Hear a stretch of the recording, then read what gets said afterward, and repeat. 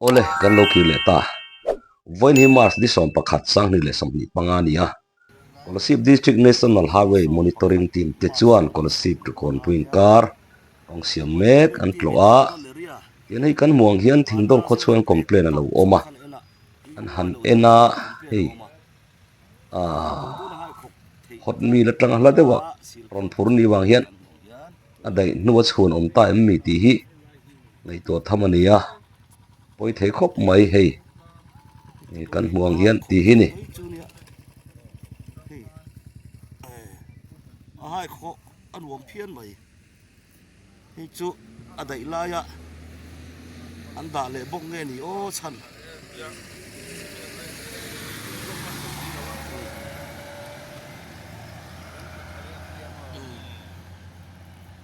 hai kho nuam tlat hi chu siam than le chi ani me le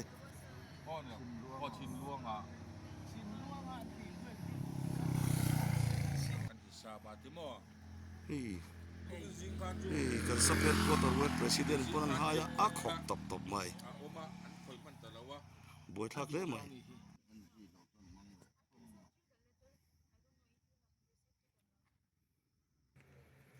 an uluk lo tu lam ni hei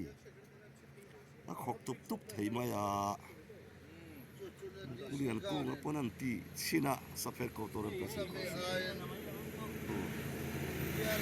tung oi lo ni monitoring team hi a ko cha bur na nga an hip tlat ani hian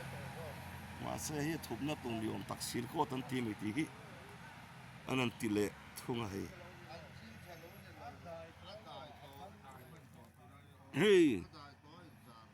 hey a ko bur lai fo hi a ko bur lai fo du tun hai khok thia hey a ngoi long lo du hai khok thei ko bur ma se du tun hai khok thei tho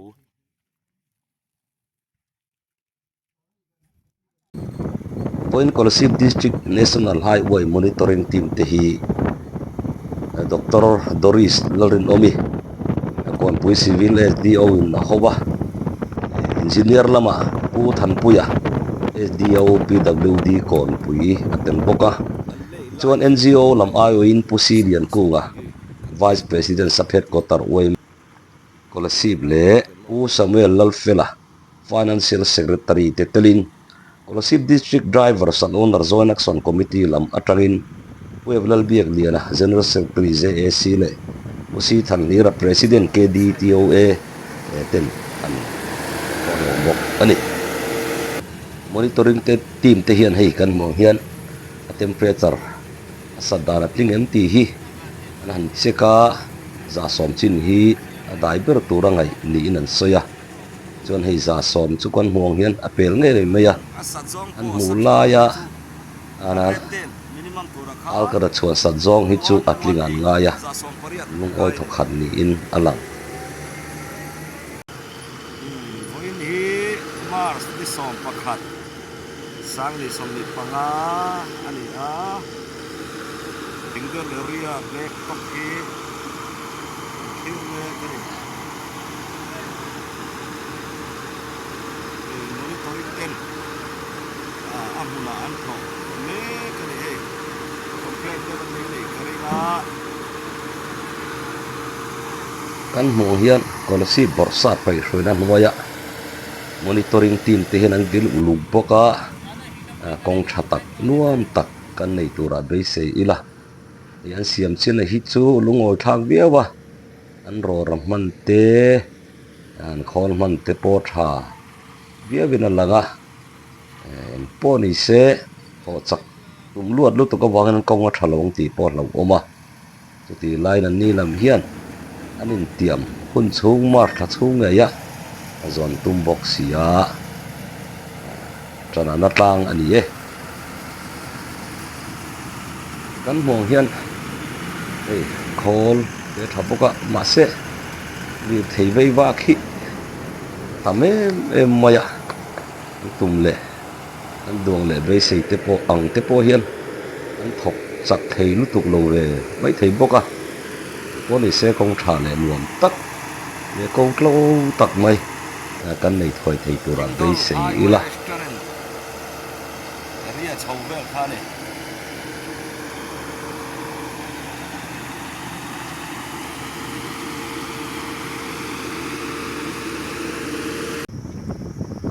kan thlir mek hi Kolasib District Thingdol National Highway restaurant kan ti mai thin kalai chho mek kha ani a hei kalai te po duty te pon lom ni huai melam te po ti chuan hei tu pato kan chuan khol changkang nen engan khol changkang te hi khor nga le poi nga man vel ani an tia Setron RDP farm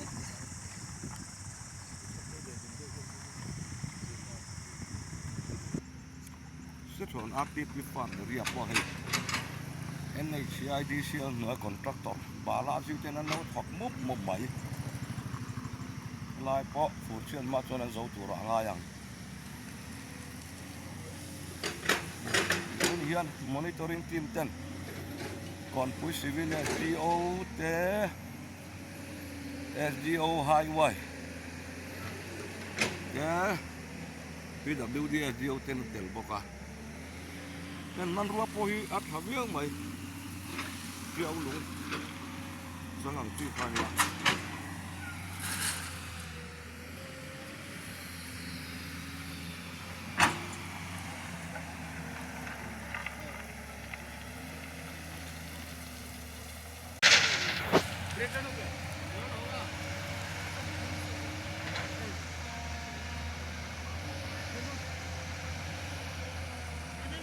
milling machine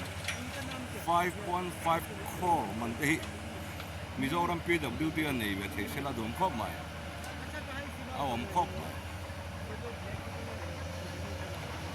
ama khan a zaw zong hi a king lo deuh mai om ngai ka ti kha ama ya te ria win ka ka ti kha dikkat ama ka thina tu na hian an siam kilometer sari ni tat mai ni lo te deuh ka mi tu lo tha to ka ni ring deuh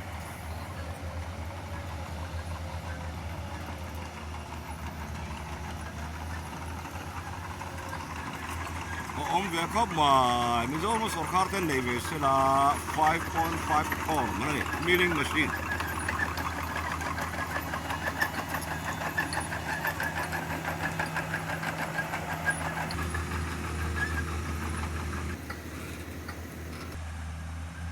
kan mong hian hei a zaw zong te ti at tling chiam tin monitoring team ten an han te ani a tling tak mo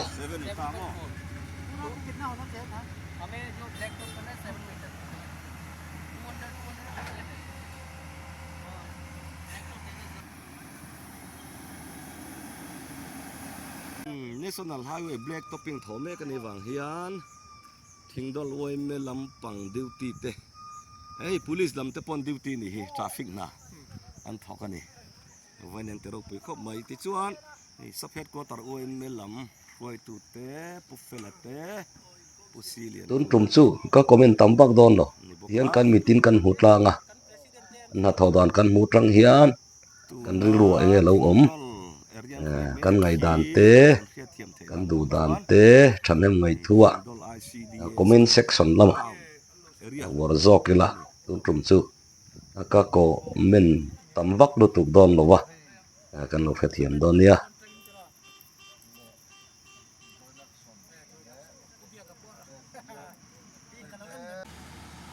en poni se Kawngpui thale niam takan nei thei thuai tur abai sei ila tu nai ro chuan voin ni lama afak lo lo wal rol tenan thil ton hi min lo sakve te min lo upload sakve ten tia kan thil chhun zom don ani nge anton nge an chunga lo thleng an thanem ngai an awo te an mang ang awo te ilongoi thak sak te voin ni som pakhat thathum sang ni som ni panga hei Kawngpui banglaveng an tia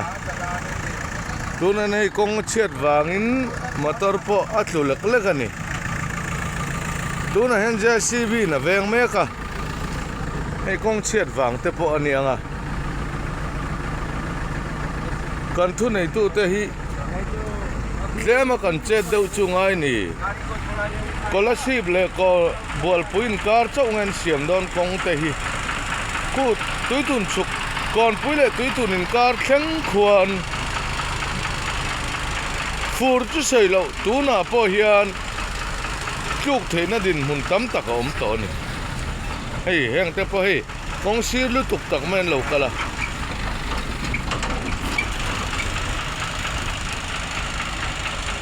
thei kop chua kan ram thu nei tu te hian National Highway a hian thun nei lo ang ti chorin ama chuti rualin Central a hi chuan ti dan an thelo mo amo Central kherlo po ti dan an thelo mo fur chu nga thlen ngai lem lo khop mai hei Kawngpui khwa bang la veng to pa khan tu na po hei ka som pa ni nei ti hian do ngai na oma JCB nen furlai ni sela chu motor tlu pheng phung tong ting ve la ni khwa la ro hrim hrim a chu wang chuan kan ngai poi mo ngai le in alanga Kawngpui thu tui tun khu ngai poi mo ngai le maya tin an soi na enga ka kal lo na lampang tak te ponianga Kolasib chu vai reng te Kolasib chu vai rabi ti te po anyang chu wang chon kan thu nei tu te hian tran han la te sei thal chung ri lo te eng tinamo fur chung dai tal ti dan omani tam chuan hei heng te po hei kong sir thei pato pan ron hel maya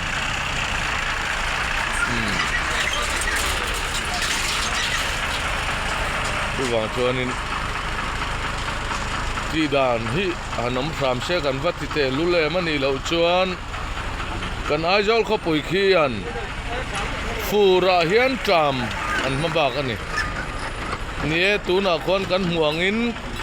Kolasib tut thingdol poni lo RTP kan tia chumi thlang chon kon ron mama sai rang lama ni se solai niu kham rang an tia chuta tang son cho son khoi thleng nge an thlen don kan phelo chu wang chuanin hei hi ingai to tlang le tiang u tu te mo intihlah du na te tu te mo min that du na te lam ni lovin kan ram kan namin kan ram kan namin ma lo so na ei le bar kan hu thata mi ram te kan lo an ve theina turin hei hi ngai to a thale mai tu te mo party kan ti mol phau tum na lamani lo party hian om je nei lo amaro cha sarkar ro hi chuan ti thei chin to kan nei ni ti hi ngai to na lo om ve kei milung mol tan hian chumi toy te chu ngaron boss le ramani e ole khati jong kha tun pruma kan thlir ho thei chu ni le ta phot mai sela Kawngpui nuam le thatak nen kan mu le thoi tur angai la zawain mangtha le ri phot mai ule